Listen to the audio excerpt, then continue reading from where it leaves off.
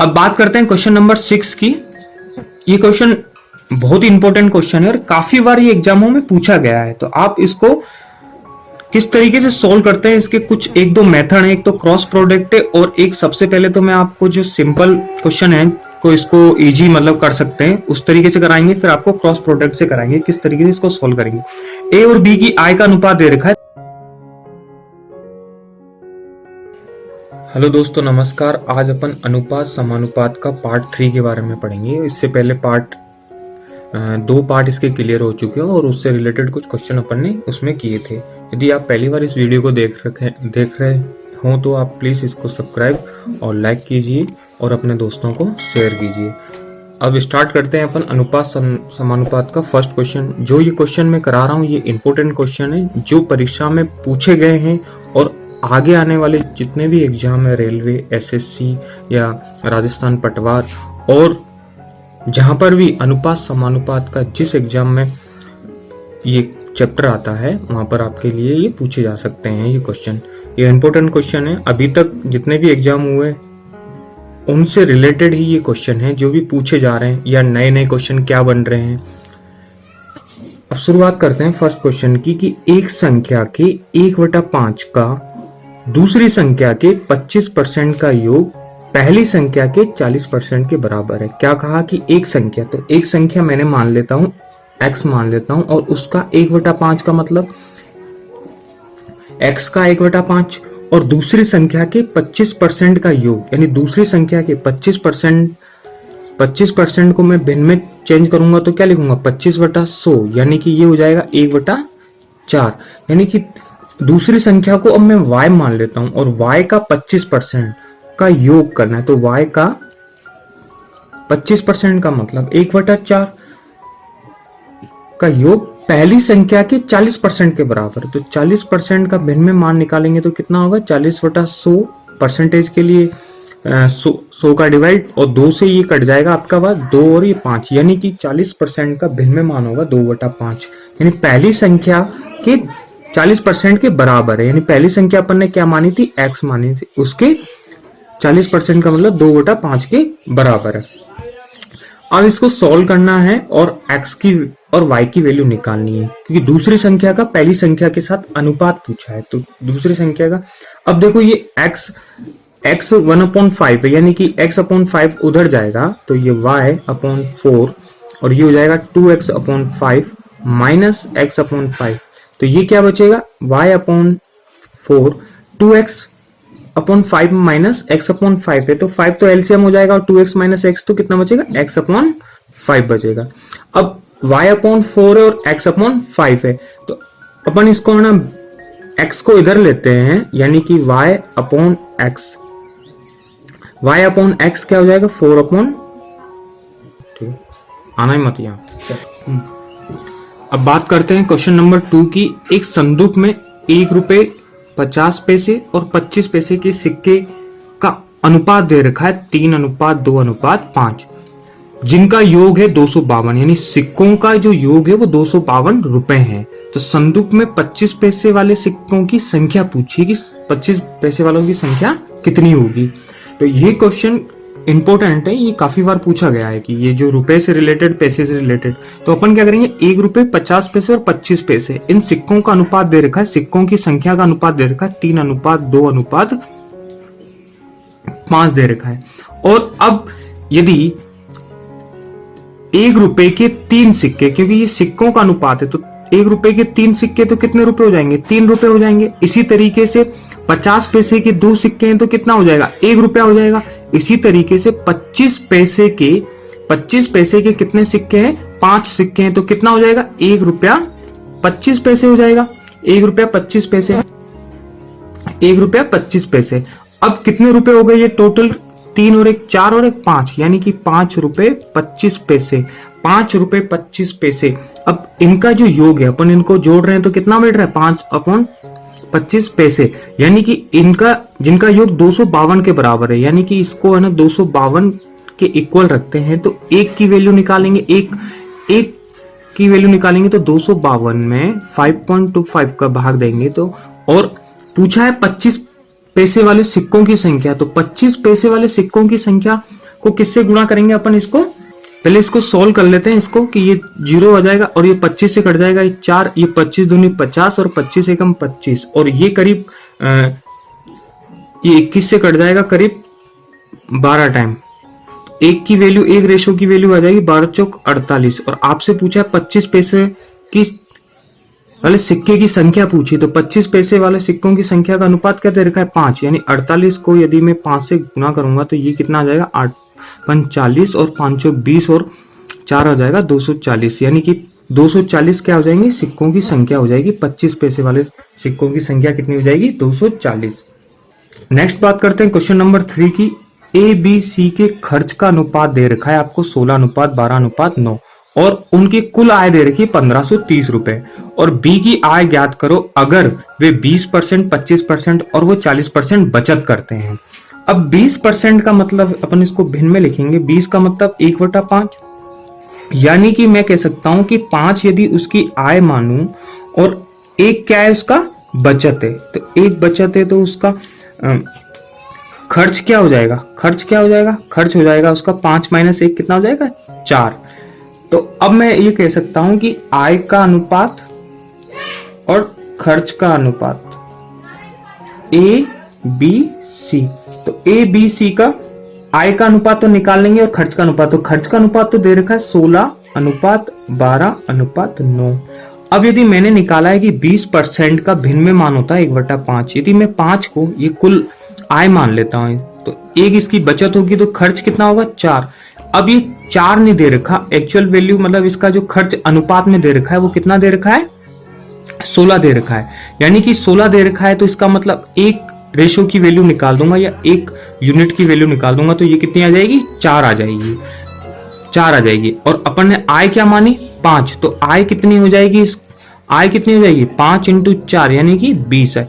अपन ने 1 यूनिट की वैल्यू निकाल दी है तो 1 को यदि मैं आय से गुणा कर दूं यानी 5 से गुणा कर दूंगा तो ये हो जाएगा 20, यानी आय 20 हो जाएगी। और यदि खर्च पूछा तो खर्च कितना है 16 दे रखा है और बचत पूछे तो कितनी हो जाएगी, 1 को 4 से गुणा करूंगा तो ये 4 इसकी बचत हो जाएगी। अपन को आय से मतलब है तो अपन आय का अनुपात कितना आ जाएगा 20 आ जाएगा। इसी तरीके से अपन है ना 25% के लिए निकाल सकते हैं तो 25 को 1/4 लिख सकते हैं, ये तो आय हो जाएगी इसकी और ये बचत हो जाएगी। अब खर्च कितना हो जाएगा 3, 4 - 1 करेंगे तो ये खर्च आएगा 3, एक्चुअल वैल्यू 3 की क्या दे रखी 12 दे रखी, कितने गुणा पे बैठा है यानी कि 1 को यदि 3 चौक नहीं 4 गुणा पे, इस 4 का यानी 1 रेशो की या 1 यूनिट की वैल्यू निकाल दी मैंने 4। अब 4 को मैं 4 से गुणा करूंगा तो आय कितनी आ जाएगी 16 आ जाएगी। इसी तरीके से 40% की बात करूंगा, 40% का जो अनुपात होता है 2/5 होता है, यानी 5 यदि उसकी आय है और ये उसकी बचत हो जाएगी तो खर्च कितना हो जाएगा, खर्च हो जाएगा 5 - 2 यानी कि 3। अब 3 खर्च हो गया तो 3 की वैल्यू कितनी दे रखी है 9 दे रखी है, मतलब अनुपात में 9 दे रखी है तो 1 की वैल्यू आ जाएगी 3। अब इस 3 को इस 5 से गुणा करूंगा तो कितना आ जाएगा 15, यानी कि आय का अनुपात क्या कितना हो जाएगा, आय का ए का हो जाएगा 20, बी का हो जाएगा 16 और सी का हो जाएगा 15। अब इनकी कुल आय कितनी दे रखी 1530। अपन इन रेशों को जोड़ लेते हैं तो ये कितना हो जाएगा आय 20 + 16 + 15, इनको जोड़ते हैं तो ये अपने पास आता है, इनको जोड़ेंगे तो 20 + 15 ये हो जाएगा अपने पास 51 और इस 51 अनुपात में रेशो में और एक्चुअल वैल्यू दे रखी है 1530। अब इसमें 51 में इसमें भाग देंगे तो ये कितनी बार जाएगा 30 बार। अब आपसे पूछा है कि बी की आय ज्ञात करो, तो बी की आय का रेशो कितना दे रखा है 16, तो बी की आय कितनी हो जाएगी, बी की आय हो जाएगी 30 × 16 यानी कि 16 × 48 480 रुपए उसकी क्या हो जाएगी आय हो जाएगी। यही आपका क्या हो जाएगा आंसर बी के। अब मान लो कि ये सी का पूछा तो सी को अपन इसको 30 को 15 से गुणा कर देंगे यानी 15 × 45 यानी 450 हो जाएगा। इसी तरीके से यदि एक ही पूछता तो 3 दूनी 6 यानी 600 रुपए हो जाएगा। एक ही आय पूछता, किसी की भी आय पूछे तो आप इस तरीके से अपन निकाल सकते हैं। अब बात करते हैं अपन नेक्स्ट क्वेश्चन 4 की। 2 बर्तनों में दूध व पानी का अनुपात दे रखा है आपको 4:5 और 5:1। एक बर्तन तो ए मान लेता हूं और दूसरा बर्तन मैंने बी मान लेता हूं। अगर इनका अनुपात दे रखा है, एक का दे रखा है 4:5 यानी दूध का और पानी का अनुपात दे रखा है और दूसरे बर्तन का दे रखा है 5:1। अगर इन दोनों बर्तनों को अपन 5:2 के अनुपात में मिला दिया जाए तो नए मिश्रण में दूध व पानी का अनुपात ज्ञात करो। सबसे पहले अपन इस टाइप के जो क्वेश्चन आते हैं, दूध और पानी वाले जो क्वेश्चन है, इसमें क्या करेंगे कि यदि अपन ए बर्तन और बी बर्तन का दूध और पानी का जब अनुपात लेते हैं तो अपन सबसे पहले क्या करेंगे, इनके अनुपातों को क्या करेंगे, बराबर करेंगे। यानी दूध और पानी का यहाँ पर एड कितना आ रहा है, ये 9 आ रहा है, और यहाँ पर कितना आ रहा है, 6 आ रहा है। यानी कि अब 9 और 6 को अपन सबसे पहले क्या करेंगे कि बर्तन ए और बी के दोनों को बराबर करने के लिए इसको मैं किससे गुणा करूंगा, 2 से गुणा करूंगा, और इसको किससे करूंगा, 3 से करूंगा। तो ये कितना हो जाएगा, ये 18 हो जाएगा, और ये भी कितना हो जाएगा, 18। अब यानी इनका दोनों का, बर्तन ए का और बर्तन बी का दोनों का जो रेशियो है, जो अनुपात है, वो 18-18 आ गया। अब इनको क्या करना है कि इन तीसरे बर्तन में अपन को मिलाना है, कोई तीसरे बर्तन में होगा, और अपन इनका क्या लेंगे, 5:2 में लेंगे। यानी इसको भी 5 से गुणा करूंगा और इसको भी 2 से गुणा करूंगा। यदि मैंने 2 को गुणा किया फिर 5 को गुणा किया, पहले 3 को, इधर बर्तन बी के लिए 3 को गुणा किया और 2 का गुणा किया, यानी कि 5 दूनी 10, यानी कि पहले इसको 10 से गुणा किया और इसको भी 10 से गुणा किया। यानी कि आप ये देख सकते हैं कि यदि रेशो के केस में क्या होता है, परिवर्तन दोनों में होता है। यदि दूध में भी है परिवर्तन तो पानी में भी परिवर्तन होगा। यानी कि अब 10 को इससे गुणा किया तो 10 को इससे गुणा करूं, अब जो वैल्यू आ जाएगी वो कितनी आ जाएगी, अब 40 आ जाएगी, 40 आ जाएगी। इसी तरीके से ये क्या आ जाएगी, 50, यानी कि दूध हो गया 40 और पानी हो गया 50। इधर मैंने 3 दूनी 6, यहां से पहले 3 से गुणा किया फिर 2 से गुणा किया, तो 3 दूनी 6 हो गया। 6 को गुणा करूंगा तो ये हो जाएगा 6 पंजे 30, और इसको भी गुणा करूंगा 6 से तो ये हो जाएगा आपका 6। अब इन दोनों को जोड़ देंगे, यानी 30 और 40 को जोड़ेंगे तो ये हो जाएगा 70, और इसको जोड़ेंगे 50 और 6 को जोड़ेंगे तो ये कितना हो जाएगा 56। यानी कि अब जो इन दोनों का जो अनुपात है, किसका, ए और बी का, 5:2 में अपन इसको मिक्स करते तो तीसरे बर्तन में दूध और पानी का अनुपात होगा 70:56। यही आपका क्या है, आंसर है।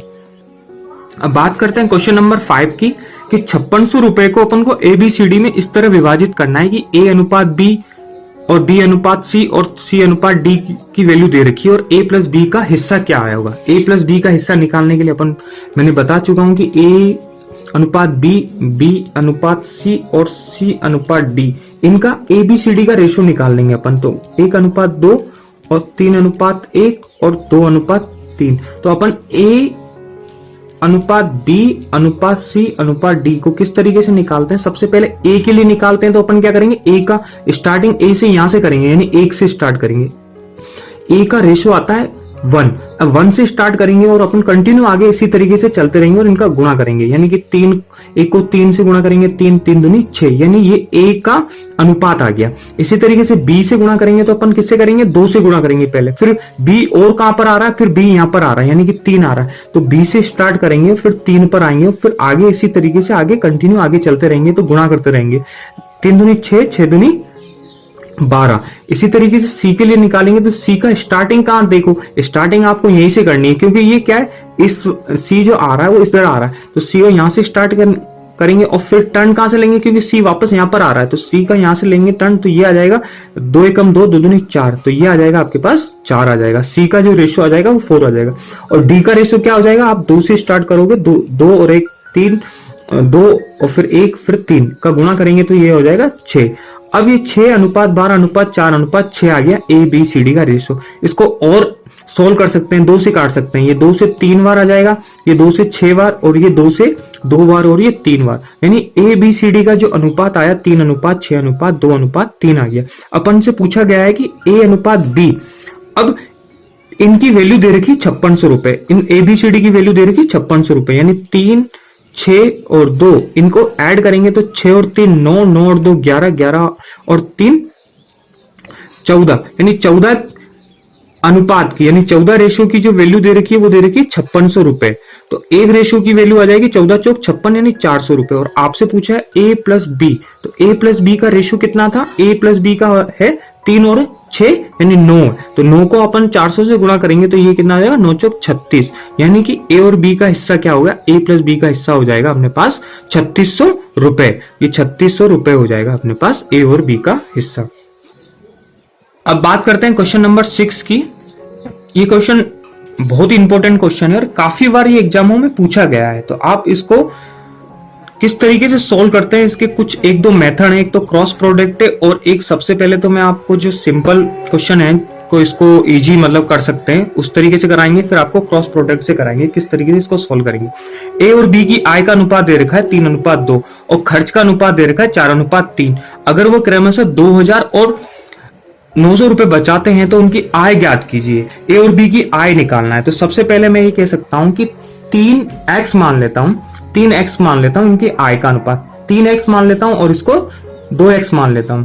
अब 3x में से यदि मैं 2000 और 900 यदि मैं बचा लेता हूं तो सेविंग कितनी होगी, यानी कि सॉरी खर्च कितना होगा, यानी 2000 सेविंग कर लेता हूं, 2000 सेविंग कर लेता हूं और इसमें से क्या कर लेता हूं 900 सेविंग कर लेता हूं, तो अपने पास अनुपात होता है 4:3।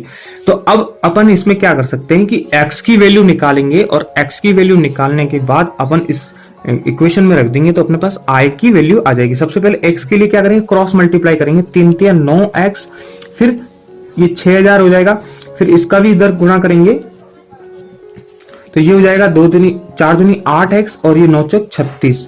तो अपने पास ये हो जाएगा 9x माइनस 8x हो जाएगा x और ये 6000 उधर जाएगा तो अपने पास इसकी वैल्यू कितनी हो जाएगी, यानी x की वैल्यू आ जाएगी अपने पास, यदि ये 6000 उधर जाएगा तो प्लस हो जाएगा, तो 6000 में से 3600 माइनस करेंगे तो कितना आएगा 2400 रुपए आ जाएगा, यानी कि 2400 आ गया, x की वैल्यू आ गई। और अपन से पूछा है कि ए और बी की आय पूछी, तो ए की आय कितनी हो जाएगी, ये मैंने ए की आय मानी है, ये क्या हो जाएगा, ये ए की आय हो और ये बी की आय, तो ए की आय कितनी हो जाएगी, ए की आय हो जाएगी 3 इंटू 2400 से गुणा करेंगे तो ये कितना हो जाएगा आपके पास 7200 रुपए, ये 7200 हो जाएगा ए की आय। ए की आय कितनी हो जाएगी 7200 रुपए। बी की आय कितनी हो जाएगी, यदि मैं इसको 2 से गुणा करूंगा 24 को तो ये कितना हो जाएगा 4800 रुपए, ये हो जाएगी बी की आय। ये तो हो गया आपका साधारण मेथड जो कि x मानकर अपन इसको सोल्व कर सकते हैं। अब क्रॉस मेथड क्या होता है, क्रॉस प्रोडक्ट मेथड क्या होता है कि a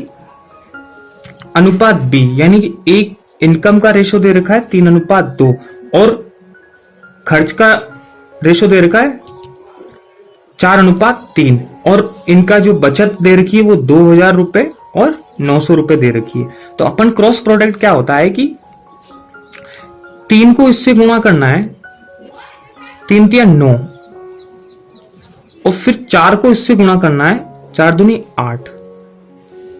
इसी तरीके से 3 को 2000 से गुणा करना है तो ये हो जाएगा 6000 और 4 को 9 से गुणा करना है, 9 चौक 36। तो अब इस 9 का और 8 का अंतर कितना है 1। इसी तरीके से 6000 और 3600 का अंतर कितना है 2400। तो यानी कि ये एक जो रेशो है वो 2400 के बराबर है, यानी एक अनुपात है, एक रेशो की वैल्यू है 2400 रुपए। और अपन को पूछा क्या है, अपने आय क्या थी 3:2, तो ए की आय कितनी हो जाएगी, ए की आ जाएगी 3 इंटू 2400, यानी कि ये हो जाएगा 7200 रुपए। इसी तरीके से बी की आय कितनी हो जाएगी, बी की आ जाएगी 2 इंटू 2400, यानी कि ये हो जाएगी 4800 रुपए। ये क्रॉस मेथड है एक तरीके से, ये इसका जो अपन ने कराया है एक्स मान के, इसी का मॉडिफाई मेथड है कि आप डायरेक्ट इसको इस तरीके से कर सकते हैं।